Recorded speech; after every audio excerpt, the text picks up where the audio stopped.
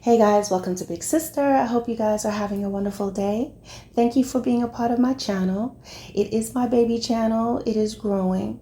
I ask that you guys give my channel thumbs up, like, shares, and hopefully, especially the thumbs up, because with the thumbs up, then it gets circulated, okay?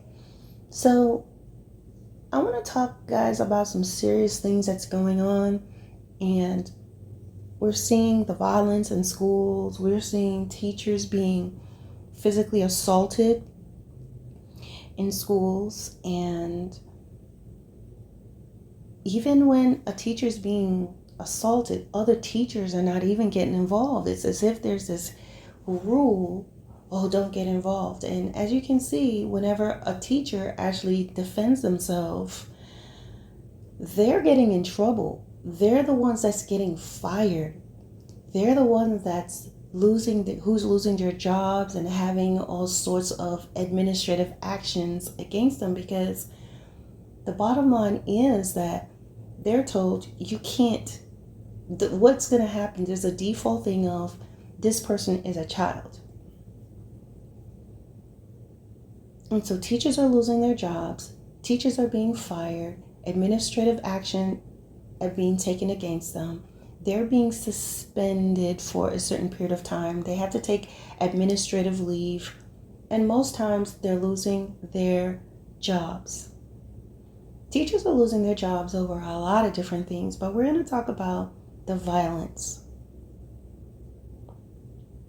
And here's my perspective.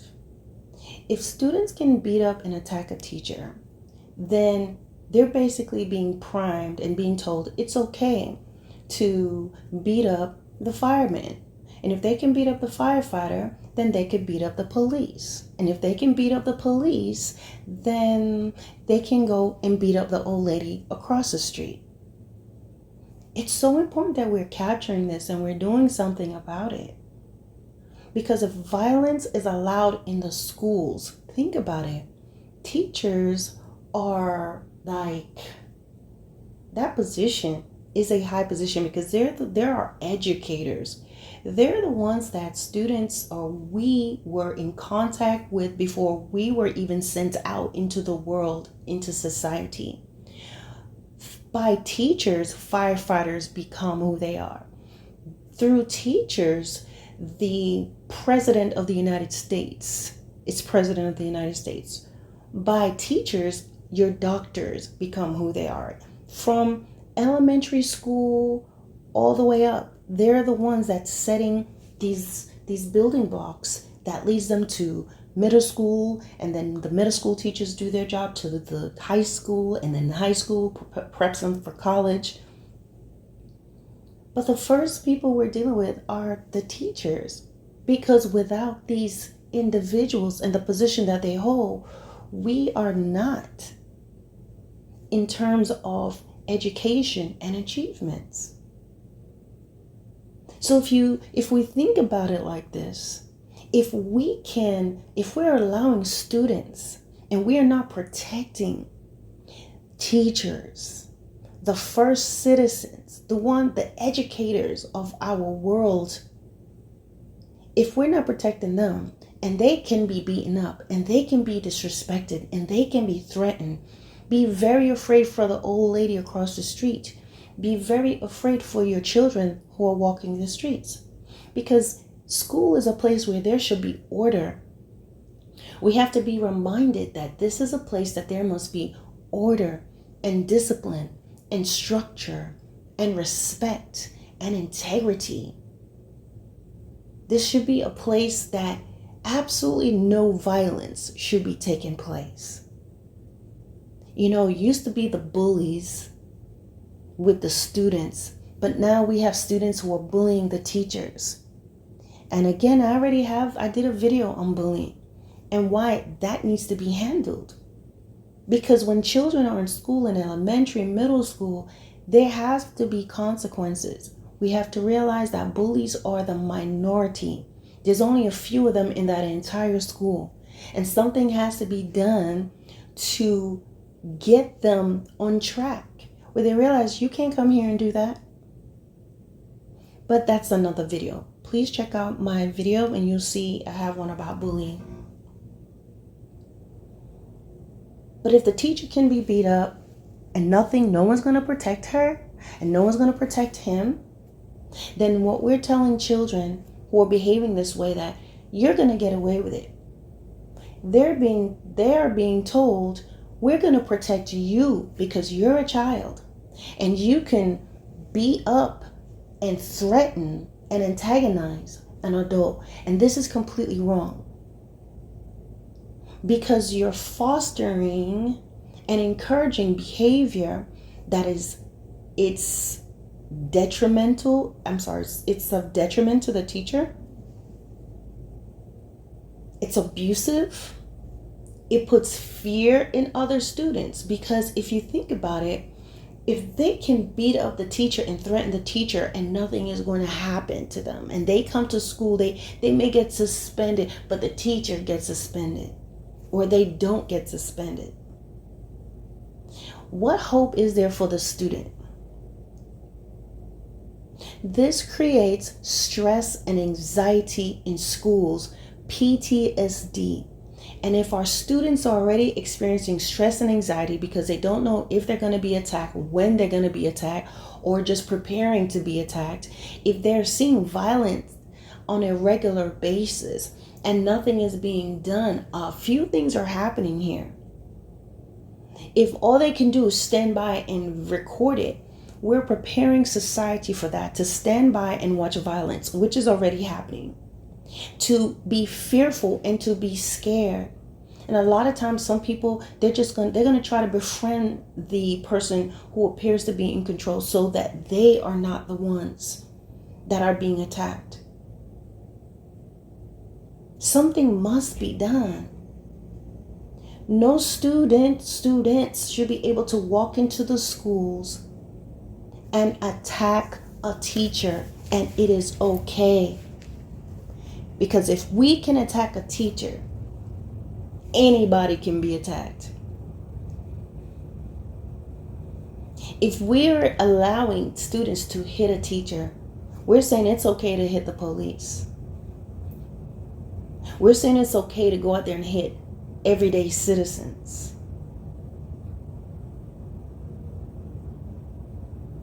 Very rarely are you hearing anything about principals being hit. Not really. I haven't. But the teachers who are there to teach, if a teacher is fearing attack, and if a teacher is having high anxiety because they're going to be antagonized again by a student and threatened and laughed at and have things thrown at them and have things taken away from them, and they have no support. On top of that, they still have to be following the rules of the schools and the protocol and all these things. Teachers are parents. You're saying these schools are saying it's okay for someone's husband or wife to be attacked by students. They're saying it's okay for someone's mother or father to be beaten up by a minor. Are they saying that it's okay for someone's sister or brother to be abused? Are they saying it's okay for American citizens or whatever nationality that when you go into a school that you must prepare yourself to be physically abused?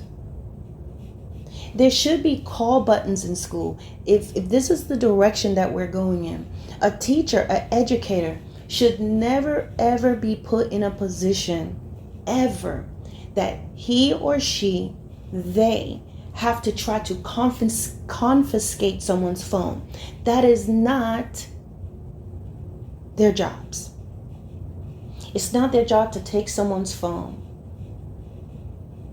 In my opinion, because things are going so far, there needs to be police officers. There need to be a police or at least 2 police officers assigned to these schools until we get order. Not security guard, but police officers. I think it helps in 2 ways, because we have mass shooters. We have more than enough police officers in this country to rotate in that way. Because unfortunately, that's where America is at right now. You need protection. If there is a police officer who's at the school when students are acting up and behaving badly, you involve the police. There should be panic buttons placed in classrooms. Any other country, that probably won't happen because they're respecting their teachers. But seeing that we are allowing children to grow wayward in America, they need panic buttons. And when that student starts to act up and when they're being threatened, that teacher maintains that line and don't have to cross over into becoming a disciplinarian or the person that's telling them what to do. Their position as educators need to be protected, and in order to do that, they must be protected. When I served in the military as a medic, there's a time when we were training, we had these huge red crosses was a band that we'll wrap around our arm. And priests and chaplains, they were considered non-combatant. Okay, so let's focus on that for a second. The priests and the chaplains. So priests and chaplains, they'll have something on their uniform to show who they are, to show that they're non-combatant. So they don't go and fire weapons and things of that nature because of their role, their spiritual roles. So if literally how it should be, if a person saw that red cross or saw that priest out there, they knew not to engage with them because that priest is there for a specific reason. Okay, they did not get involved in battle. They did not get involved in war.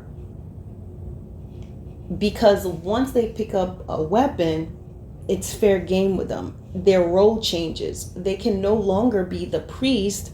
They can no longer be the chaplain giving spiritual advice if they now have to pick up arms and fight alongside us. And I believe that it's very important to preserve the integrity of these teachers and that position. If the teacher now has to confront students, if the teacher is now responsible for grabbing cell phones, if the teacher is now supposed to be a person who is having an argument, and because one or two things happen. When you have violent and aggressive students, they are disrupting the class. The teacher cannot do her job. He cannot do his job because the student is aggressive, because the students of this nature, they're being enabled. So even if the teacher is trying to avoid them, they're going to be doing different things. They're going to take their phone out. They're going to be disrupting the class, making fun of the teacher when their back is turned, saying things. Why are we allowing this? If the teachers are too busy trying to control that one rowdy student, because per class, it's normally one. It's not even every class. It's just in certain classes. This is going on. If you take away the authority and the power that teachers should have from them, all of us are in trouble.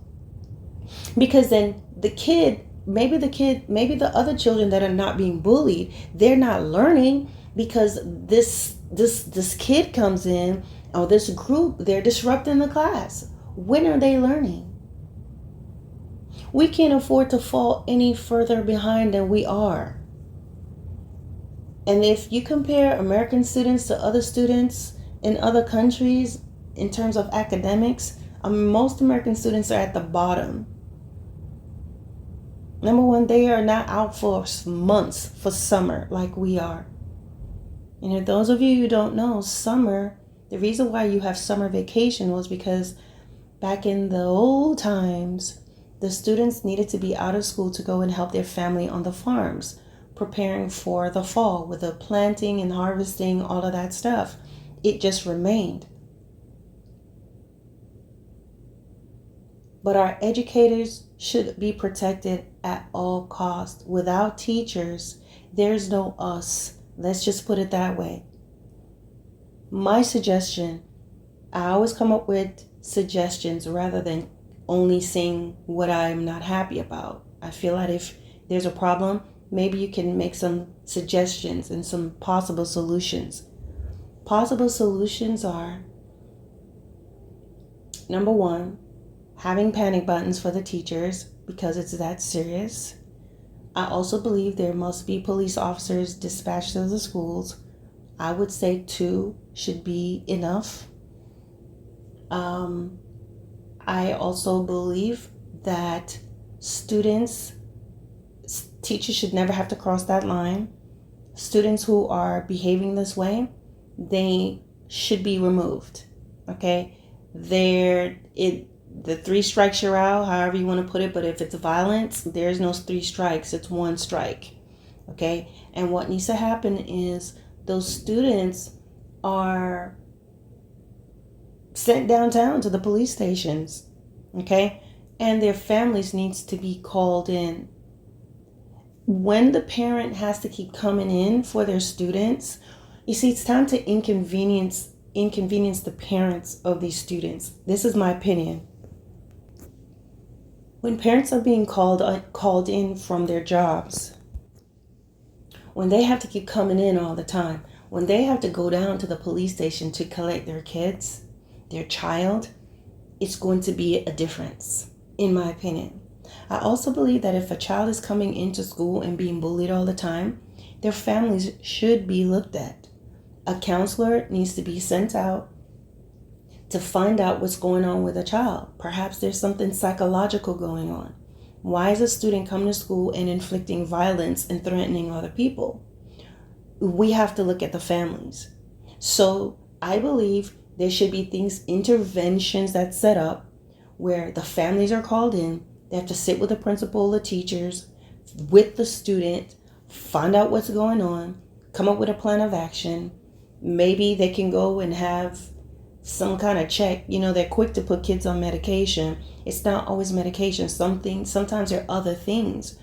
But I do believe in the education system. Let's say if your child is having a hard time learning, the schools normally don't say anything about this, but they can actually send your child to get your child tested. You have to be the one to be okay with it, to get your child tested just to see if they have any learning challenges. And then they can come up with a plan of action as far as how to teach them based on the results.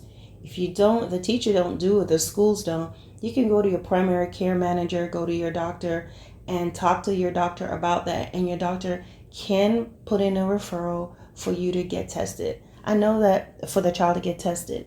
I know that this is not available for everyone. Not everybody has like a family doctor, right? So I would say lean more into the schools for these options, because I believe that it will be free of charge, I think. But let's get these individuals looked at. It's not that we're trying to sideline them and toss them to the side, but that's a time to intercept and make changes. Those parents need to be involved. A lot of times parents are just dropping their children off at school and the children is there being a little demon all day long. And the parents know how their child is. Okay? And so that's why they come up to the school, and then after the child does something wrong, they'll come up and be the prime bully, bullying the schools, threatening to file a lawsuit. And schools, stop being scared all the time when parents are talking about suing you. Let them do it. Let them do it, because that's the best thing that can happen to you, especially when you know that you're doing the right things. When you go to court, that's when everything's going to be laid out. That's when they're going to find out exactly who's doing what. That's when they're going to hear what the student is doing on a regular basis. So those are the things that I think needs to happen. Get these individuals counseling. Get them the help they need. Get their parents, guardians more involved. When they do things wrong, call the authorities. Okay? That means if you have security guards there, the security guards, they don't even have that authority. So the security guards who are there needs to contact the police, and the police needs to come. Because when it's important that at a very young age that child those children are learning that there are consequences. And we're not saying lock them up, but at this point, parents needs to be looked at. Guardian needs to be looked at. Find out what's going on. What's going on at home? What's happening? You see, when these quote unquote inconveniences are when the family members are experiencing these inconveniences, they're going to be more likely to talk to their children, to do what they need to do, or open up more with the schools about issues that they may be having, because that child may be coming home and doing stuff, terrorizing their family, terrorizing their neighbors. And then they can get the help that they need. Because if they can beat up the teachers and they can disrespect the teachers, they can do anything to anyone. And they'll disrespect their neighbors. They'll disrespect other students. They'll disrespect people in society. And they'll keep going, and there'll be a problem at work because they were a problem at school. They'll be bullied at work. They'll be doing different things, and they're going to keep going on, and they'll become a menace to society. And then they're going to be in front of the judges all the time, being silly and doing all these things, because before they reach the courts as an adult where they're going to be consequences or meet their end because they continued in a certain way where they're terrorizing people at work and someone just does something crazy to them, or someone is so tired they come to work and do some mass shooting at schools or shooting at work because they've been antagonized by this kid from school. We have to intercept. There is a domino effect, and there are grave consequences when we enable violence against teachers and tell them, well, there's nothing we can do, your hands are tied, and well, just let them hit you. When it comes to violence, age goes out the window. When it comes to someone threatening to do you bodily harm, it's like saying some teens come in your house to harm you and to hurt you, and they're telling you, don't do anything. Don't do anything. Just let them do what they want to do and wait for us to get there. And in that case, you may be able to call the police, but the teachers are just being told, oh, just do nothing, or there are probably these little steps. They probably have a flow chart of what needs to happen. But all of it is with this child exerting themselves. And all it is, they are getting practice on how to exert themselves against authority.